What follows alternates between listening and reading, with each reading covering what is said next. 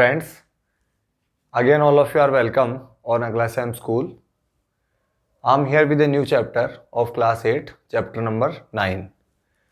आज हम बेटा बात करेंगे chapter number 9 science class 8. Chapter name is reproduction in animals.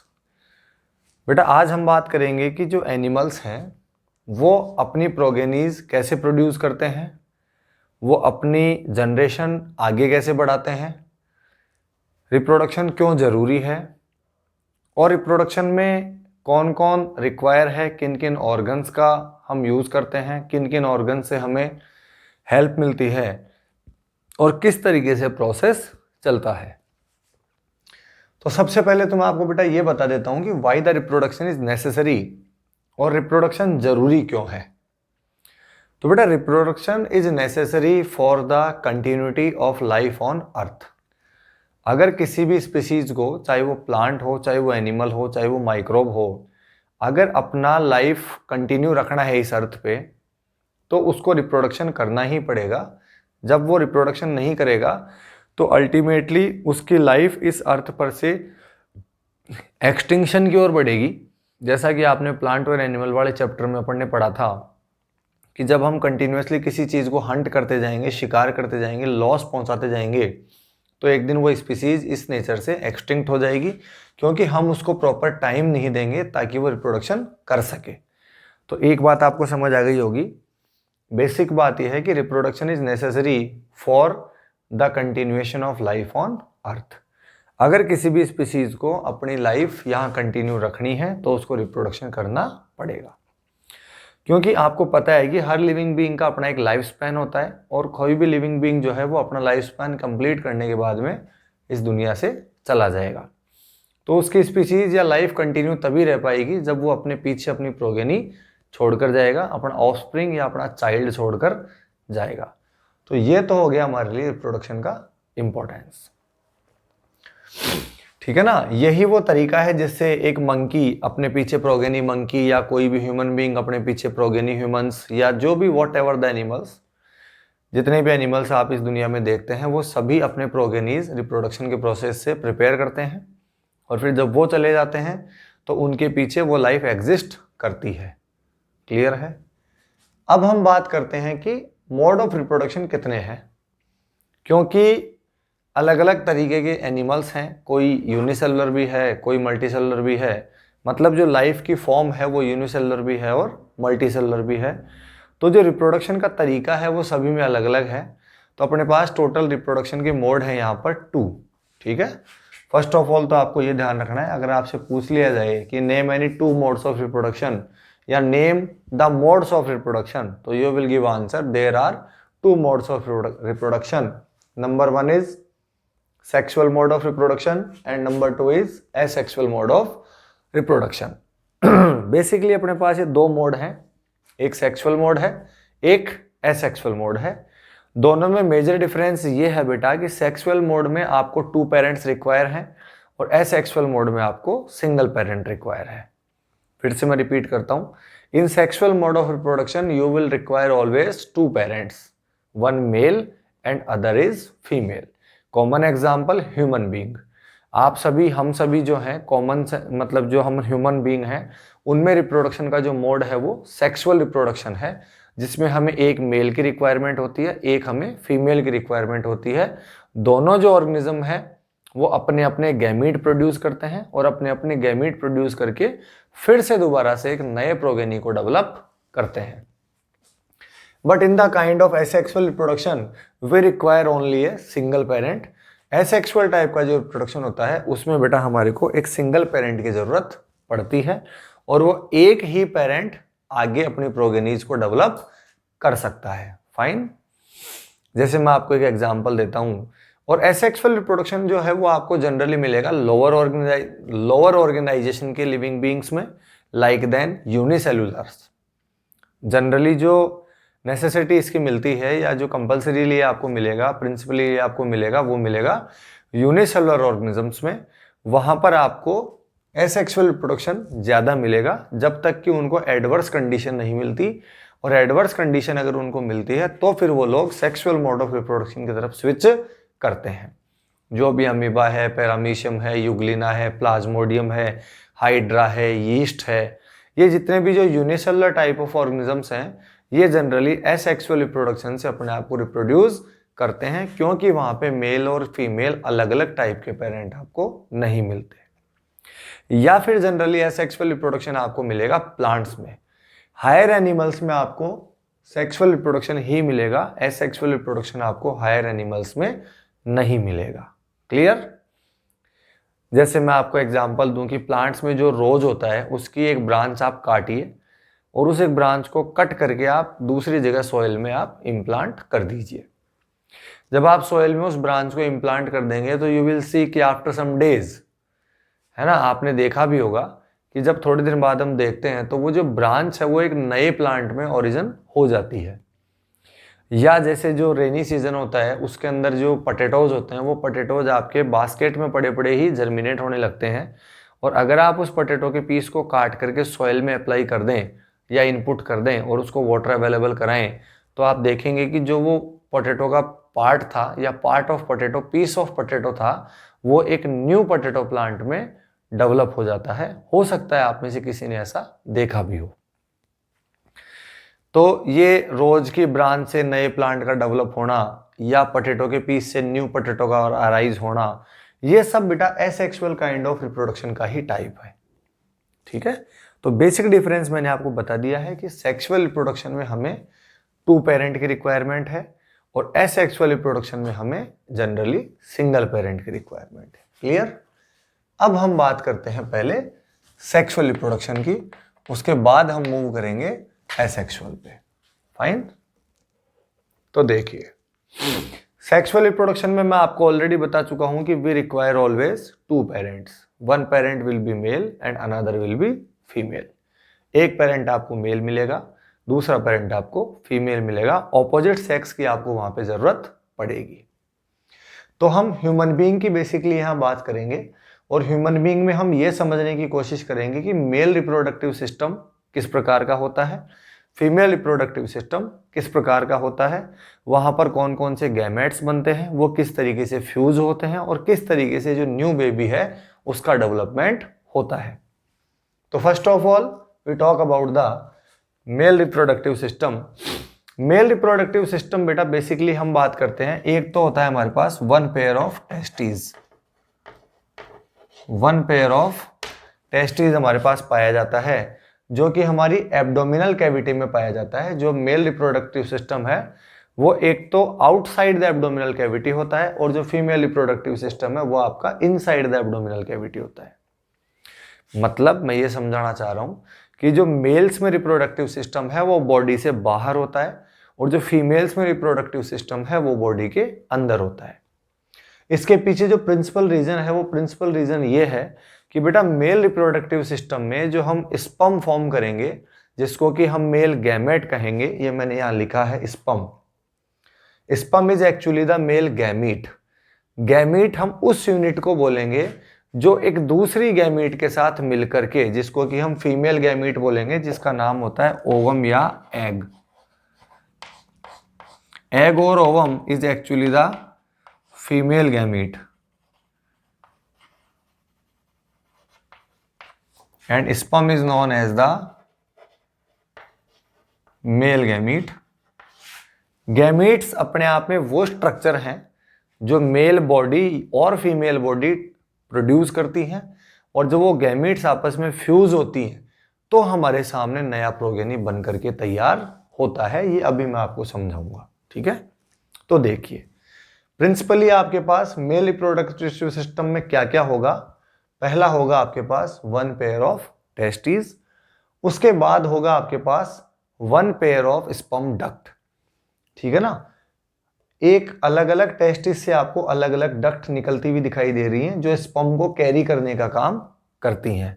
क्योंकि देखिए बेटा, ये जो पेनिस है, ये पेनिस स्पर्म को रिलीज करने का काम करता है, जबकि जो स्पर्म डक्ट है वो स्पर्म को टेस्टिस से उसकी लोकेशन तक लाने का काम कर रही है। मतलब आपका जो स्पर्म है वो प्रोड्यूस अलग जगह हो रहा है, और उस स्पर्म को बॉडी से बाहर रिलीज करने के लिए जो ऑर्गन है वो आपके पास अलग है।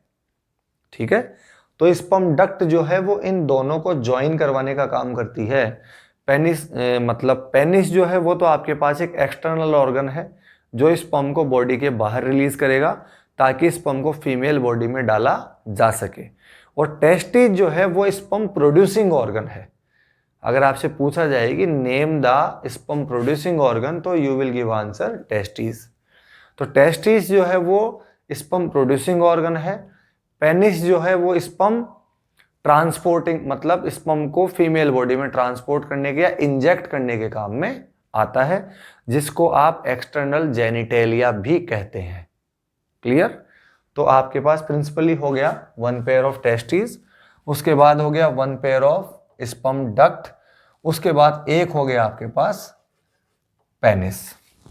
ठीक है, पेनिस के अंदर से आपको एक ट्यूब रन करती हुई नजर आएगी, ये वाली। इस ट्यूब को हम कहते हैं एक्चुअली यूरेथ्रा, और this urethra will carry the sperm और यूरिन। ये जो यूरेथ्रा है ये एक्चुअली स्पर्म और यूरिन को कैरी करने का काम करती है।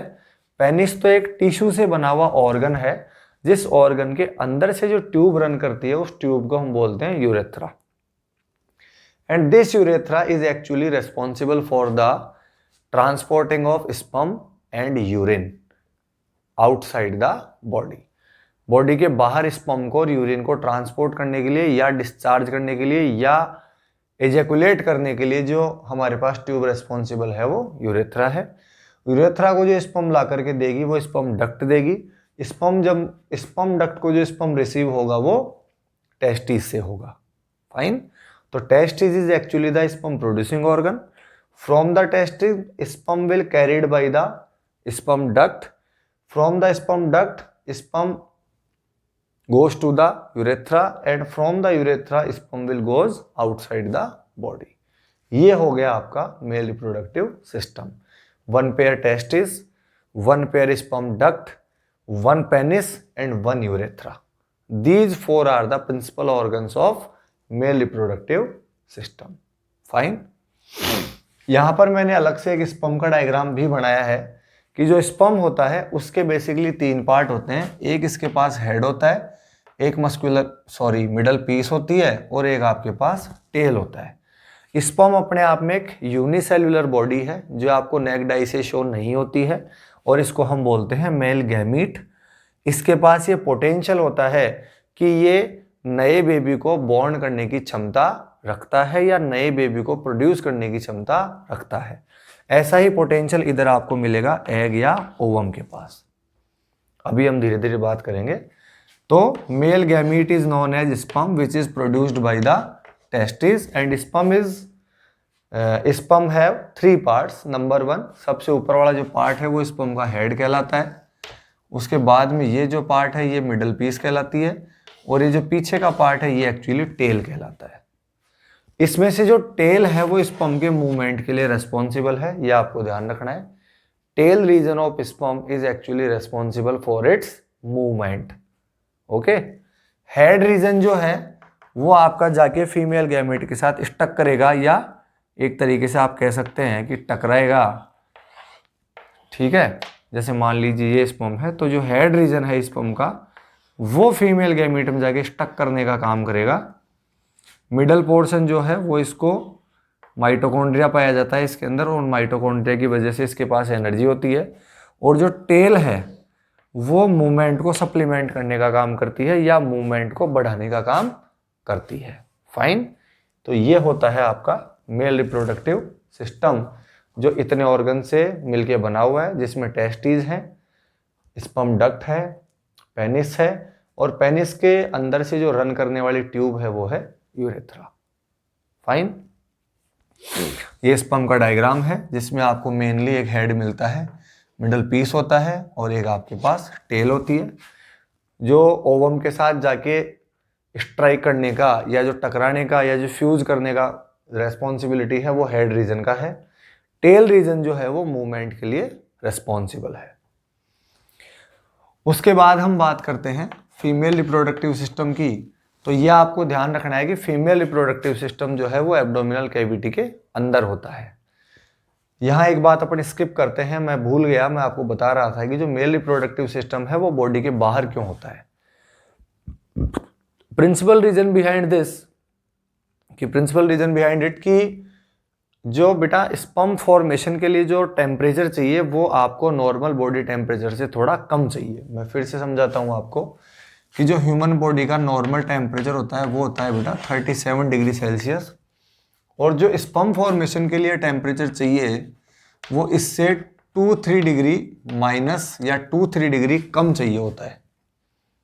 मतलब ह्यूमन बॉडी का जो नॉर्मल टेम्परेचर होता है वो 37 डिग्री सेल्सियस या 98.5 डिग्री फ़ारेनहाइट होता है। ठीक है, 98.5 फ़ारेनहाइट या 37 डिग्री सेल्सियस, ये ह्यूमन बॉडी का टेम्परेचर होता है। और जो स्पर्म फॉर्मेशन के लिए हमें टेम्परेचर चाहिए होता है वो हमारे बॉडी टेम्परेचर से 2 से 3 डिग्री माइनस या कम चाहिए होता है। तो इस टेम्परेचर को मेंटेन करने के लिए हमारा मेल रिप्रोडक्टिव सिस्टम बॉडी के बाहर पाया जाता है। Clear? Okay. Now we talk about the female reproductive system. Female reproductive system में बेटा अपने पास प्रिंसिपली 1 पेयर होगी ओवरी, वही जैसे वहां पे 1 पेयर आपके पास टेस्टिस था जिसका काम था स्पर्म प्रोडक्शन, उसी तरीके से जो ओवरी है उसका काम है आपका ओवम प्रोडक्शन या एग प्रोडक्शन। तो प्रिंसिपली अपने पास फर्स्ट जो ऑर्गन हो गया वो हो गया 1 पेयर ओवरी, एक इस साइड है और एक ये इस साइड है। उसके बाद में सेम जिस तरीके से यहाँ आपके पास स्पर्म को कैरी करने के लिए डक्ट थी, उसी तरीके से यहाँ भी आपके पास ओवम को या एग को कैरी करने के लिए ओवी डक्ट होती है जिसको हम बोलते हैं फैलोपियन ट्यूब। तो यहाँ आप लिख सकते हैं 1 पेयर ओवी डक्ट। सेकंड ऑर्गन आपके पास ये हो गया। उसके बाद ये जो पार्ट है इसको हम बोलते हैं यूट्रस। जो बच्चे के डेवलपमेंट की जगह होती है, या जो एम्ब्रियो है या जाइगोट है वो यहाँ आकर के इम्प्लांट होता है और उसका फर्दर जो डेवलपमेंट होता है वो इस रीजन में होता है। ठीक है।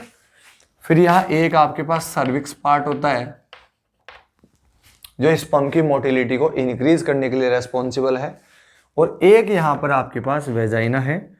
जिस तरीके से आपके पास यहाँ पेनिस था एक्सटर्नल जेनिटेलिया के रूप में, उस तरीके से आपके पास यहाँ एक वेजाइना है जो एक्सटर्नल जेनिटेलिया का काम करती है, और इसके थ्रू जो मेल है वो अपने पेनिस से जो स्पर्म है वो फीमेल रिप्रोडक्टिव सिस्टम में एंटर करवाता है। ये वो पार्ट है वेजाइना जिसके थ्रू मेल रिप्रोडक्टिव ऑर्गन का जो पेनिस है उससे स्पर्म फीमेल बॉडी में एंटर करवाया जाता है।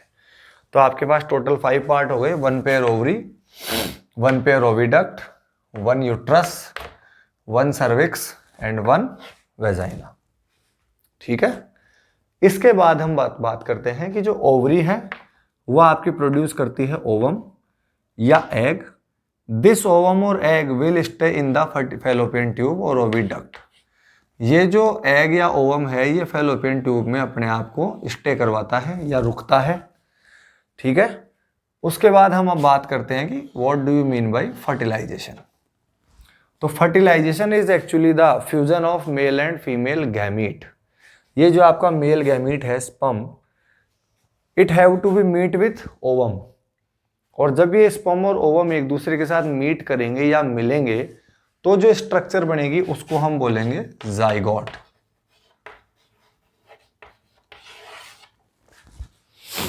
पहले तो आप फर्टिलाइजेशन डेफिनेशन लिख लीजिए। The fusion of male and female gamete is known as fertilization. Fertilization leads to the formation of zygote. जब भी फर्टिलाइजेशन होगा तो जो मेल गैमीट है वो फीमेल गैमीट के साथ मिलेगा, और जब ये दोनों जुड़ेंगे तो बनने वाले स्ट्रक्चर का नाम होगा जाइगोट, और प्रोसेस को हम बोलेंगे fertilization. Fine. This zygote further develops into embryo and this embryo further develops into a baby. Clear? जैसे मैं आपको समझाने की कोशिश करता हूं कि मान लीजिए ये जो स्पर्म्स हैं ये वेजाइना के थ्रू फीमेल बॉडी में एंटर कर गए या फीमेल रिप्रोडक्टिव सिस्टम में एंटर कर गए।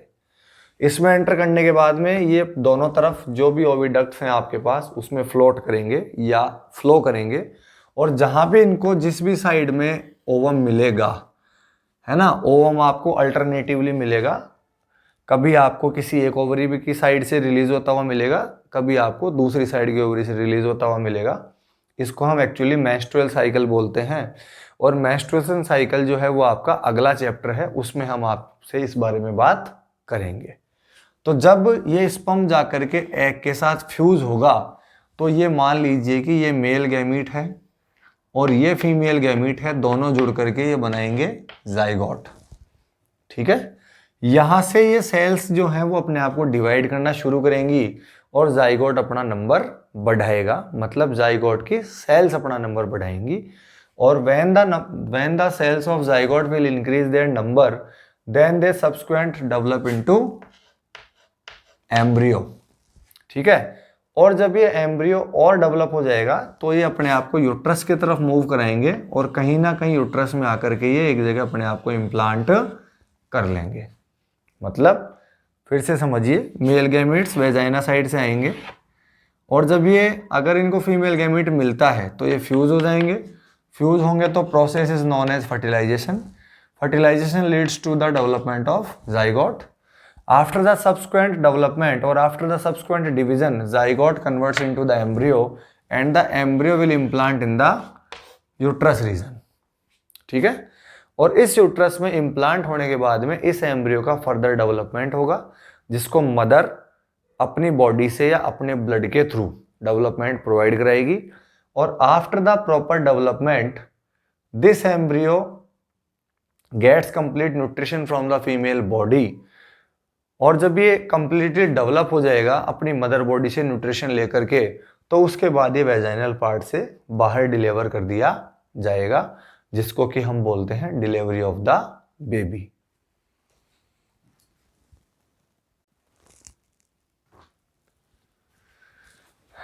यस बेटा, तो हम बात कर रहे थे फर्टिलाइजेशन। मैंने आपको समझाया था कि जब male gamete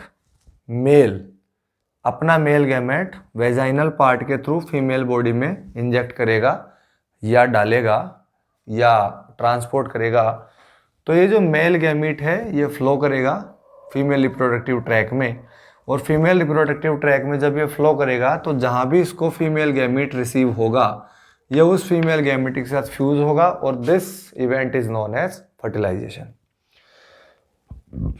fertilisation leads to the formation of zygote. After the subsequent division, zygote will convert into the embryo, और this embryo will implant into the uterus region।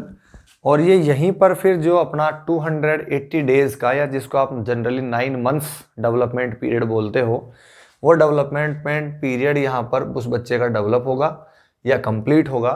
जिस डेवलपमेंट पीरियड में ये जो एम्ब्रियो है ये कंप्लीट बेबी में develop होगा, उससे धीरे धीरे बच्चे के ऑर्गन्स बढ़ेंगे, ऑर्गन्स बन के बच्चा धीरे धीरे डेवलप होगा, और जब बच्चा कंप्लीटली डेवलप हो जाएगा तो उसके बाद में उस बच्चे को फीमेल वेजाइनल पोर्शन के थ्रू बॉडी से बाहर डिलीवर कर देगी। क्लियर? तो ये हो गया आपका इवेंट फर्टिलाइजेशन। अब उसके बाद में हम बात करते हैं कि फर्टिलाइजेशन भी आपके पास दो तरीके का होता है। एक होता है आपके पास इंटरनल फर्टिलाइजेशन और एक होता है आपके पास एक्सटर्नल फर्टिलाइजेशन। ठीक है, तो देखिए बेटा, इस दुनिया में जो एनिमल्स हैं या इस नेचर में, इस अर्थ पे जो एनिमल्स पाए जाते हैं वो अलग अलग वैरायटी के हैं, और उनमें फर्टिलाइजेशन का जो टाइप है वो अलग अलग होता है। जैसे अगर हम ह्यूमन बीइंग की बात करें तो ह्यूमन बीइंग में बेटा जो फर्टिलाइजेशन होता है वो बॉडी के अंदर होता है। मतलब जो बच्चा डेवलपमेंट होता है वो माँ के पेट के अंदर होता है या मदर यूट्रस के अंदर होता है।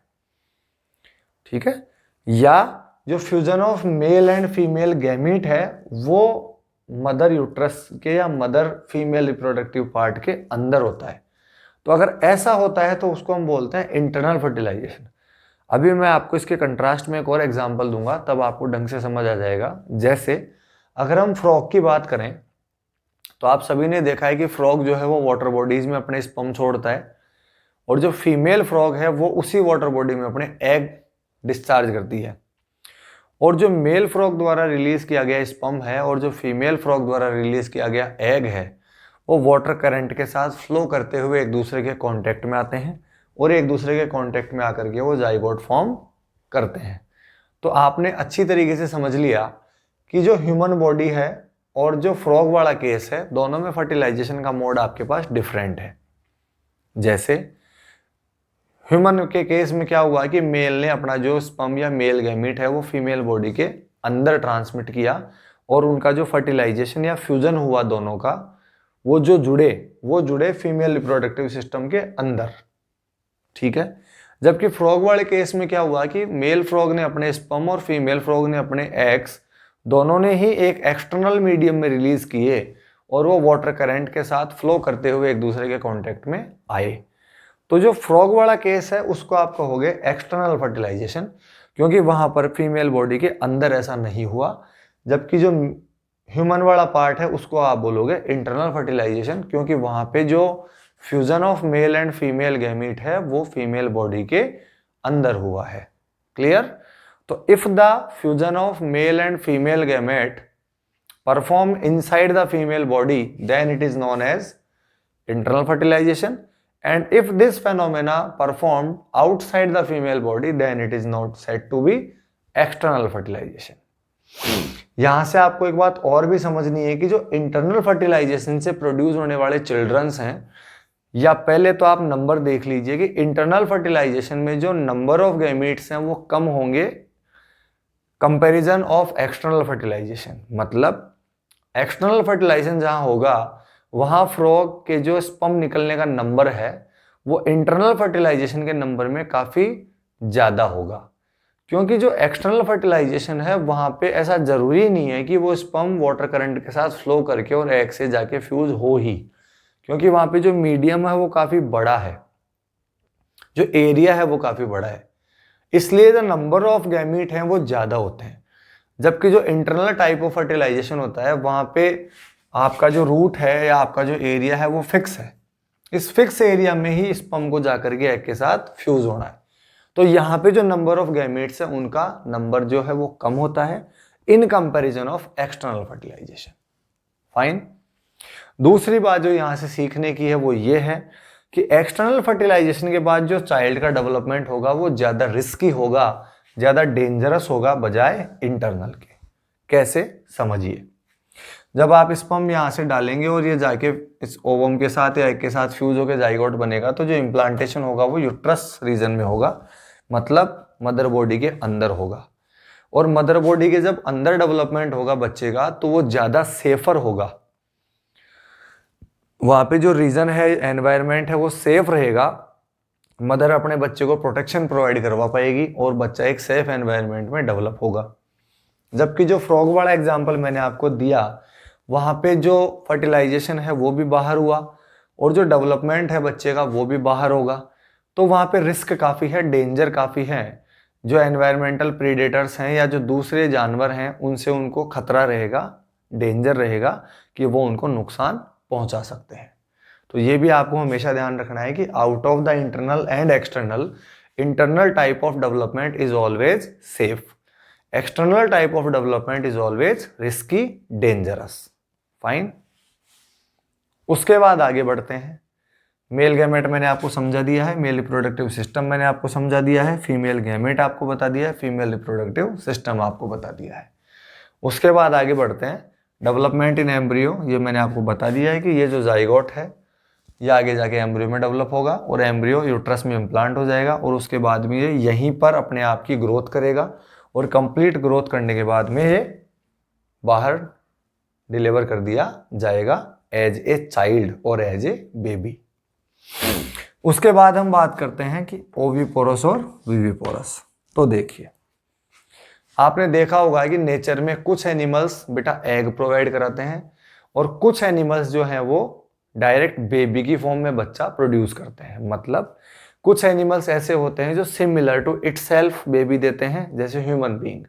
ह्यूमन बीइंग के जो है वो या तो बेबी गर्ल प्रोड्यूस होगा या फिर बेबी बॉय प्रोड्यूस होगा, जो दिखने में आपको एक ह्यूमन मेल या ह्यूमन फीमेल की तरह ही नजर आएगा।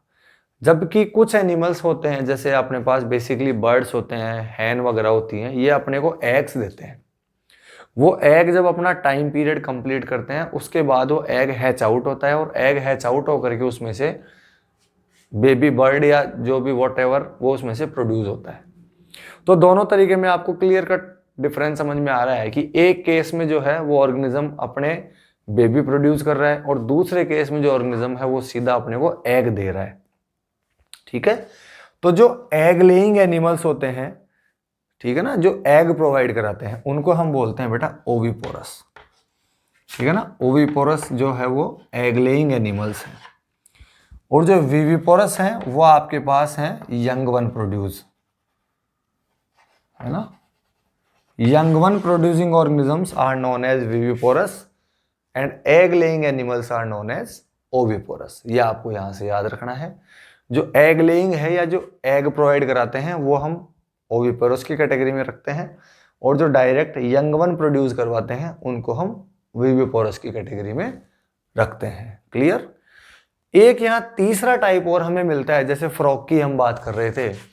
फ्रॉग में आपने देखा होगा कि जो मेटामॉर्फोसिस का प्रोसेस पाया जाता है, मेटामॉर्फोसिस को बोलते हैं बेटा एक तरीके से इनडायरेक्ट डेवलपमेंट। मतलब इसमें जो आने वाली प्रोगेनी होती है वो ना तो एग होती है और ना डायरेक्ट यंग वन होती है। इसमें एक लार्वा स्टेज पाई जाती है या टेडपोल स्टेज पाई जाती है। आप सबने सुना होगा कि जो मेल फ्रॉग और फीमेल फ्रॉग के गैमीट्स वाटर में फ्यूज होते हैं, उसके बाद में ये पहले एक अनडेवलप्ड कंडीशन को फॉलो करते हैं, जिस अनडेवलप्ड कंडीशन का नाम होता है टेडपोल। ठीक है, और फिर इस टेडपोल से डायरेक्ट आपको एडल्ट फ्रॉग मिलता है। मतलब पहले जो फ्रॉग है उसका जो एग है उससे जब स्पर्म ज्वाइन होगा तो पहले टेडपोल कंडीशन में जाएगा, और टेडपोल कंडीशन से वो अपनी एडल्ट कंडीशन में पहुंचेगा। मतलब फ्रॉग आपको एक साथ मैच्योर कंडीशन में दिखाई नहीं देता है, पहले वो एक अनडेवलप्ड फ्रॉग की फॉर्म में आपको नजर आता है, जिसको हम बोलते हैं टेडपोल स्टेज। और आफ्टर द टेडपोल स्टेज ही अटेंड देयर एडल्ट स्टेज। तो इस तरीके के प्रोसेस को हम इनडायरेक्ट डेवलपमेंट बोलते हैं, और उसको वैसे साइंटिफिकली बोला जाता है मेटामॉर्फोसिस। और ये आपको फ्रॉग्स में जनरली देखने को मिलता है। कुछ टाइप की फिशेज में भी आपको ऐसा देखने को मिल सकता है। तो ये था आपका total sexual type of reproduction, जिसमें मैंने आपको रिप्रोडक्शन का डेफिनेशन बताया, in which any organism produce their progenies. ठीक है, reproduction is a process in which any living being produce their progenies. ऐसा प्रोसेस जिसमें कोई भी ऑर्गेनिज्म अपनी प्रोगेनीज प्रोड्यूस करे, अपने चाइल्ड प्रोड्यूस करे, अपने यंग वंस प्रोड्यूस करे। बेसिकली इसकी ज़रूरत क्यों है? क्योंकि आपको लाइफ की कंटिन्यूटी चाहिए अर्थ पे, इसलिए रिप्रोडक्शन नेसेसरी है। टाइप्स आपके पास 2 हैं, सेक्सुअल एसेक्सुअल। एसेक्सुअल में आपको सिंगल पेरेंट रिक्वायर है, सेक्सुअल में आपको मल्टीपल पेरेंट रिक्वायर है। उसके बाद हमने देखा कि mail reproductive system human being का कैसा होता है, female reproductive system human being का कैसा होता है। मेल रिप्रोडक्टिव सिस्टम में जो मेल गैमेट प्रोड्यूसिंग ऑर्गन है उसका नाम टेस्टिस है, मेल गैमेट्स का नाम स्पर्म है। फीमेल रिप्रोडक्टिव सिस्टम में जो रिप्रोडक्टिव ऑर्गन है उसका नाम ओवरी है, गैमीट का नाम ओवम है। उसके बाद हमने देखा कि फर्टिलाइजेशन किस तरीके से होता है। फर्टिलाइजेशन आपको ओविडक्ट में या फैलोपियन ट्यूब में मिलेगा। उसके बाद में जो इम्प्लांटेशन होगा वो आपका यूट्रस में होगा, बच्चा डेवलप होगा यूट्रस में, और यूट्रस में डेवलप होने के बाद में वो वेजाइना के थ्रू बाहर डिलीवर कर दिया जाएगा from the female body. According to the fertilizing capacity of the variety of organisms, there are 2 type of fertilization. Number 1, internal, in which the fusion of male and female gamete will perform inside the female body. Second, external, in which the fusion of male and female gamete perform outside the body. ठीक है, उसके बाद हमने बात करी development, मैंने आपको समझा दिया। विविपोरस जो डायरेक्ट यंग वन प्रोड्यूस करें, ओविपोरस जो एग्स प्रोड्यूस करें। इन दोनों के अलावा एक मेटामॉर्फोसिस और होता है जिसको हम इनडायरेक्ट डेवलपमेंट बोलते हैं। क्लियर। अब एक है अपने पास topic asexual reproduction. Asexual reproduction बेटा आपको जनरली मिलेगा माइक्रोब्स में, नंबर 1। ठीक है, asexual reproduction you will see in generally in the microbes, ठीक है। जैसे आपको हाइड्रा में मिलेगा, यीस्ट में मिलेगा, अमोइबा में मिलेगा।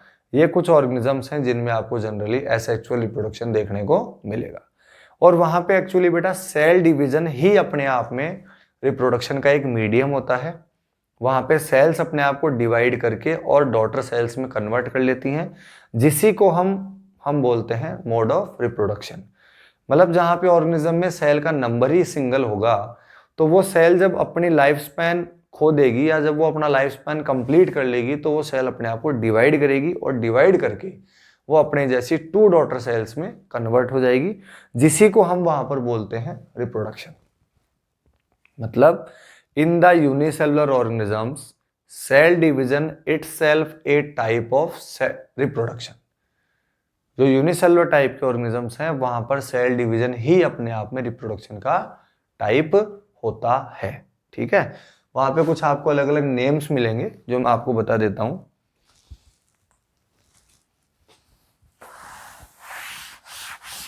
तो देखिए,